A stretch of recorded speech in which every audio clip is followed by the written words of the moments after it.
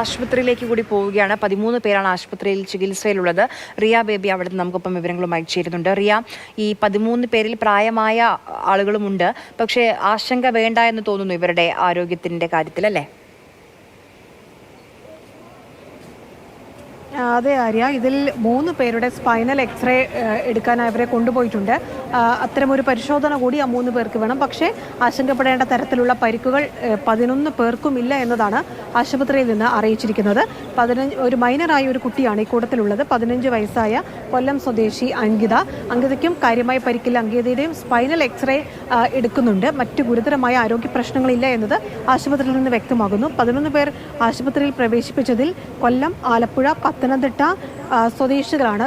ചികിത്സയിൽ കഴിയുന്നവരിൽ കൂടുതലും ഒരാൾ ഇതര സംസ്ഥാന സ്വദേശി കൂടിയാണ്. രവികുമാർ 34 വയസ്സ് ഇതര സംസ്ഥാന സ്വദേശിയാണ്.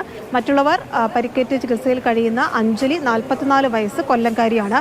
ആലപ്പുഴ സ്വദേശിയായ 39 വയസ്സുള്ള ഏലിയാസ്, പത്തനംതിട്ട സ്വദേശിയായ 56 വയസ്സുള്ള സുധാമണി, കൊല്ലം സ്വദേശിയായ 42-കാരി ലിസ, കൊല്ലം സ്വദേശിയായ 18-കാരൻ അശ്വിൻ, കൊല്ലം സ്വദേശി 15-കാരി അങ്കിത, കണ്ണൂർ സ്വദേശി കൂടിയുണ്ട് 24-കാരിയായ ആര്യ, ഇതര സംസ്ഥാനക്കാരനായ 34-കാരൻ രവികുമാർ, മാവേലിക്കര സ്വദേശിയായ 52 വയസ്സുള്ള ശോഭ, ആലപ്പുഴ സ്വദേശിയായ 60-കാരൻ ചന്ദ്രൻപിള്ള. ഇവരാണിപ്പോൾ ആശുപത്രി ചികിത്സയിൽ കഴിയുന്നത്. ഇവർക്ക് വിദഗ്ധ ചികിത്സയടക്കം കൊടുക്കും.